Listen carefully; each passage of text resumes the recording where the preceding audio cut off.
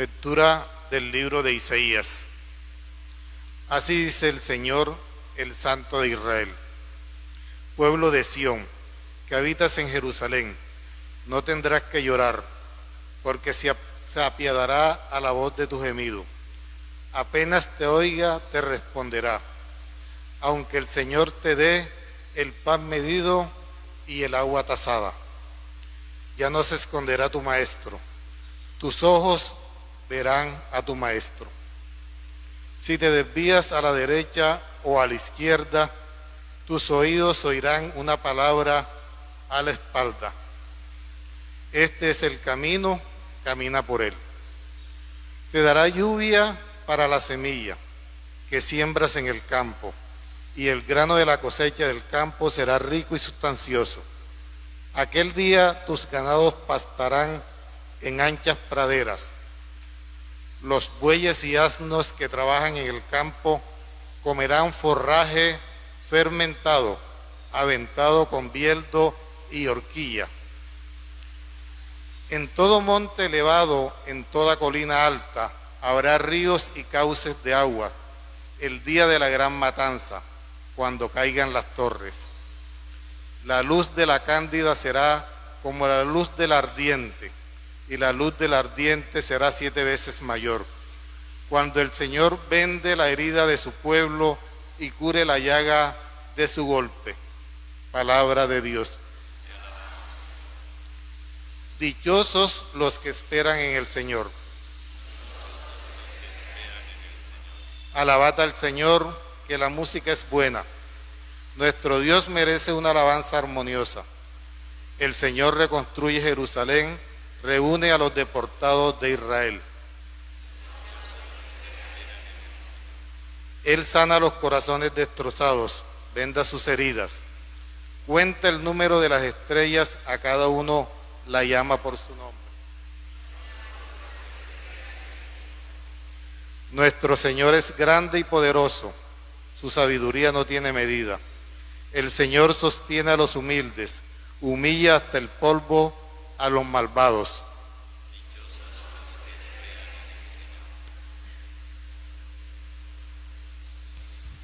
Ale, ale, aleluya.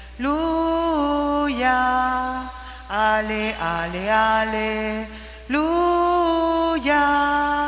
Ale, ale, aleluya.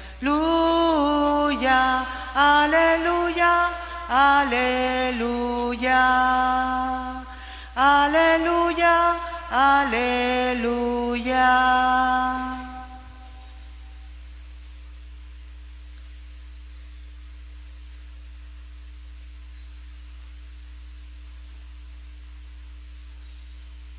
El Señor esté con ustedes. Y con tu espíritu. Lectura del Santo Evangelio según San Mateo. Gloria a ti, Señor. En aquel tiempo, Jesús recorría todas las ciudades y aldeas, enseñando en sus sinagogas, anunciando el Evangelio del reino y curando todas las enfermedades y todas las dolencias. Al ver a las gentes, se compadecía de ellas, porque estaban extenuadas y abandonadas como ovejas que no tienen pastor. Entonces dijo a sus discípulos: la mies es abundante, pero los trabajadores son pocos. Rogad pues al Señor de la mies que mande trabajadores a su mies. Y llamando a sus 12 discípulos, les dio autoridad para expulsar espíritus inmundos y curar toda enfermedad y dolencia. A estos 12 los envió con estas instrucciones: id a las ovejas descarriadas de Israel, id y proclamad que el reino de los cielos está cerca. Curad enfermos, resucitad muertos, limpiad leprosos, echad demonios. Lo que habéis recibido gratis, dadlo gratis. Palabra del Señor. Gloria a ti, Señor Jesús.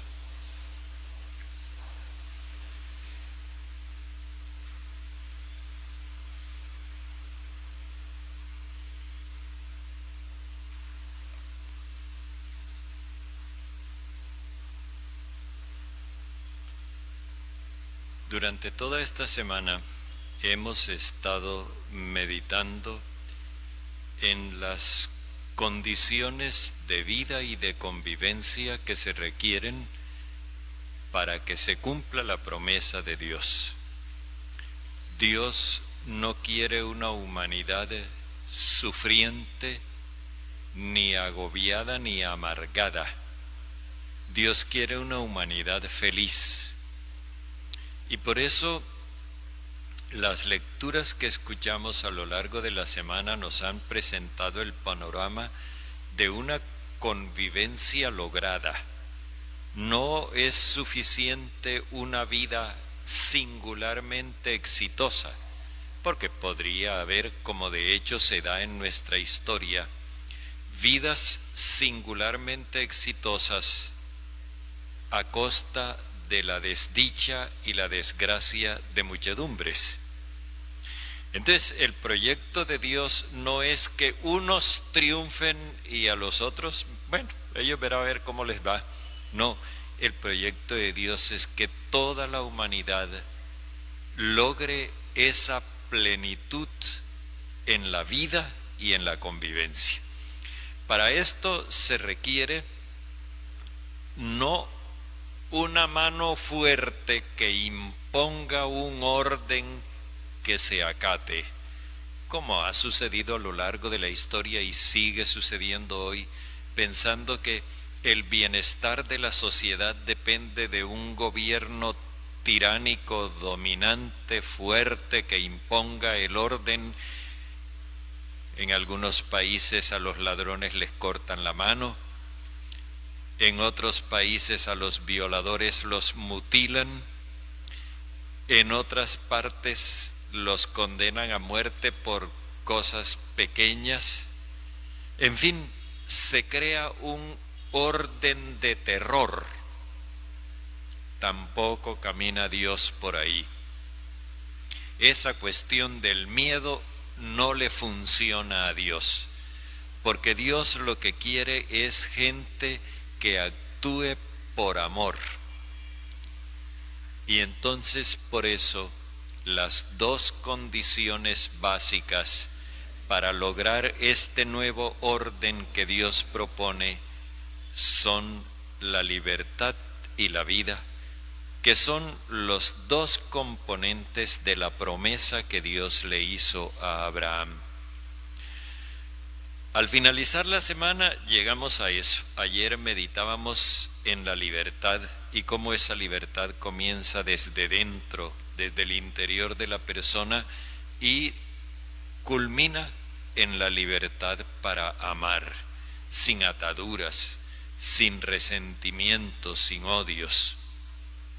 Ahora nos habla de la salvación, es decir, la vida que procede de Dios. A Dios le importa la vida humana, y no como a veces superficialmente algunos piensan, que a Dios lo que le interesa es la salvación de las almas. No importa que los cuerpos sufran y que los cuerpos padezcan y que los cuerpos sean excluidos y que sean explotados y que sean maltratados, con tal que se salve el alma. Así no piensa Dios. La salvación sí es para una vida más allá de esta vida física, pero esta vida física también le importa a Dios, y mucho. Por eso, en la primera lectura escuchamos a un Dios que consuela a un pueblo que llora. Un pueblo que llora por la miseria en la que se encuentra. Se expresa esa miseria en estos términos: el pan medido y el agua tasada. Es decir, hay una escasez de lo más elemental, el alimento y la bebida. Esto es básico para la vida, y eso está escaso. Y Dios consuela al pueblo haciéndole una promesa. Primero, la escasez se debe a que el pueblo hizo malas elecciones, escogió caminos equivocados, se embarcó en guerras a las que los condujeron los dirigentes. Y entonces ahora Dios les dice que Él va a ser su maestro. Si te desvías a la derecha o a la izquierda, tus oídos oirán una palabra a la espalda: este es el camino, camina por él. Dios será el maestro discreto, no estará exigiendo, sino que estará orientando.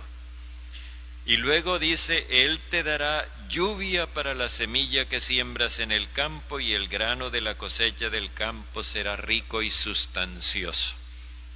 Se acabará el agua medida, el pan medido y el agua tasada, y vendrá la abundancia. Si el pueblo sigue el camino que el Señor le señala, no volverá a vivir en la escasez.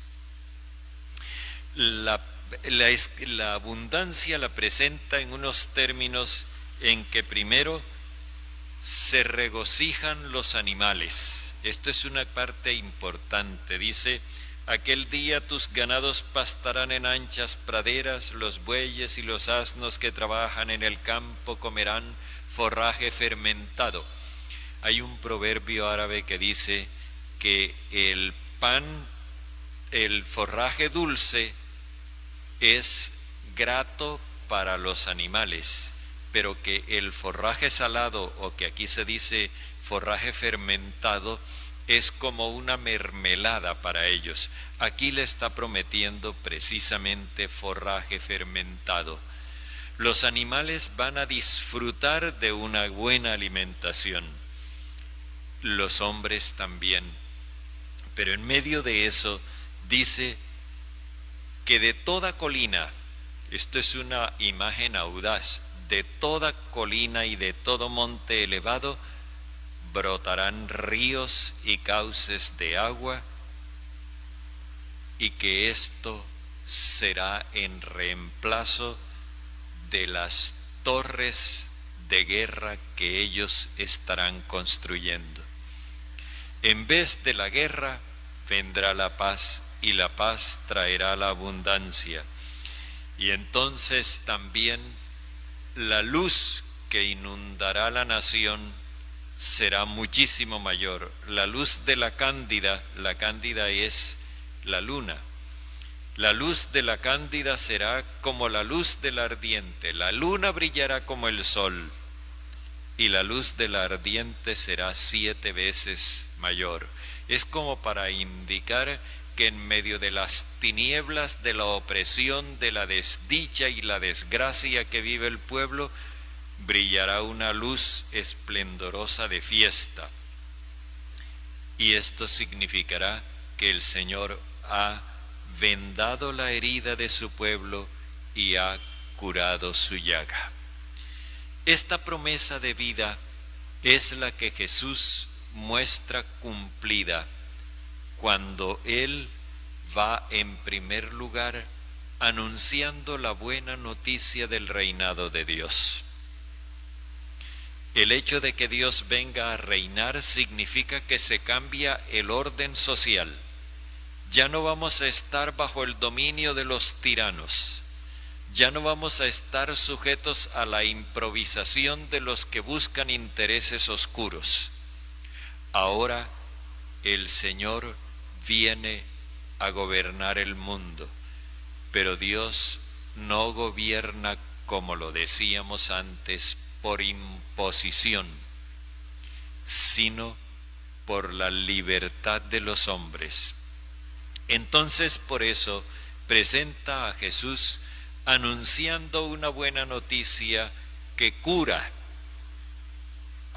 las enfermedades y dolencias del pueblo, libera al pueblo. Curar es liberar. Enfermedades se dice con una expresión griega que significa las enfermedades de la mente, pero no lo que nosotros llamamos hoy enfermedades mentales, sino lo que implica el engaño, el error, la mentira, lo que no le permite al ser humano pensar con libertad. Y luego dice las enfermedades y dolencias. Dolencias es otra palabra que en el idioma griego expresa lo que debilita la voluntad del hombre.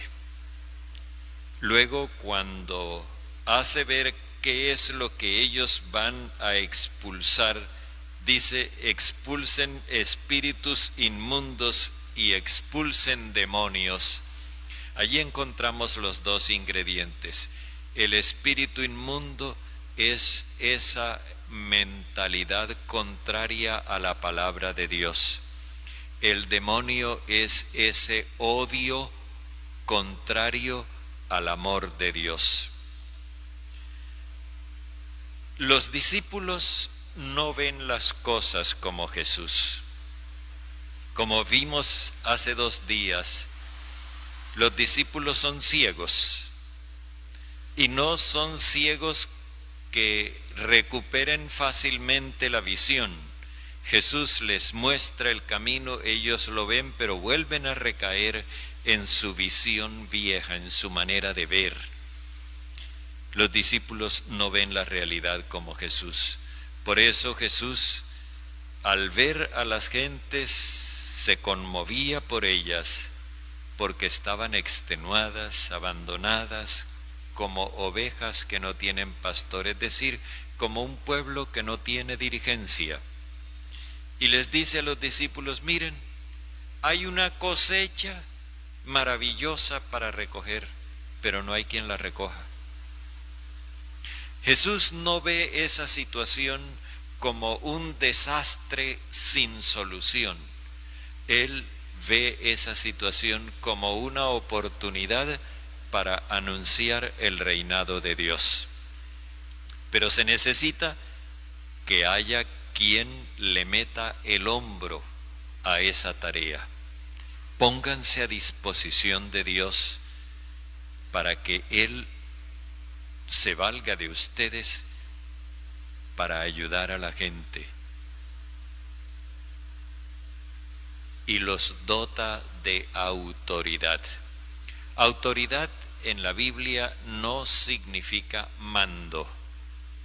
Sería incongruente y contradictorio que Dios no quiera reinar por la fuerza a la brava y que le esté dando fuerza para que los discípulos actúen a la brava. No, la autoridad es la capacidad de ser libre para poder comunicarles a los demás esa misma libertad. Esa es la autoridad que Jesús comunica, que es el Espíritu Santo. El Espíritu Santo que nos hace interiormente libres para que nosotros podamos amar y enseñar a amar a los demás con la misma libertad. Esta es la vida nueva que Dios quiere comunicarle a su pueblo, que la comunica a través de su Espíritu.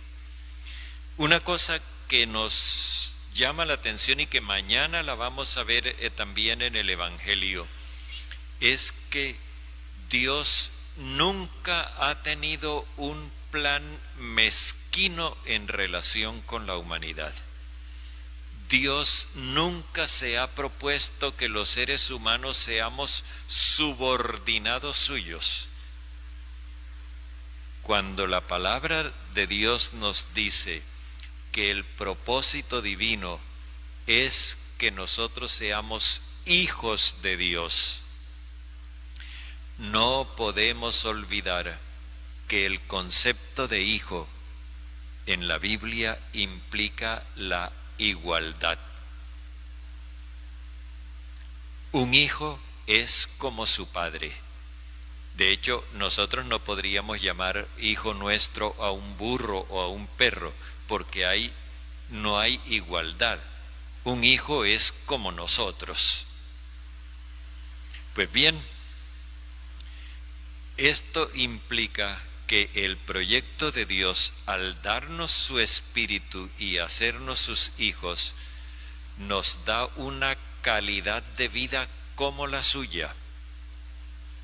En esta tierra, en esta existencia histórica, nosotros vivimos esa vida amenazada de alguna forma por los factores que nos condicionan a nosotros: la educación, la cultura, el ambiente, los valores que se nos proponen, etcétera. Eso no nos permite vivir con libertad plena la vida de Dios. Pero a medida que nosotros nos vamos abriendo al Espíritu de Dios, en esa medida vamos disfrutando esa nueva vida y acercándonos más al propósito de Dios, ser como Él. Eso es lo que nos propone la palabra de Dios en el final de esta primera semana dedicada a los valores de la vida y de la convivencia. Que nosotros, haciendo uso de la libertad que Dios nos comunica, podamos desarrollar esa vida nueva que Él nos infunde. Vida nueva que nosotros recibimos sacramentalmente en la Eucaristía, y que no puede limitarse simplemente a que nosotros tuvimos la satisfacción de que nos tragamos la hostia. No, de lo que se trata es de tomar conciencia de que la vida de Dios inunda nuestro ser por la presencia de Jesús en el sacramento, porque Jesús en el sacramento nos comunica su espíritu, y ese espíritu es el que nosotros vamos a hacer efectivo a lo largo de toda la jornada.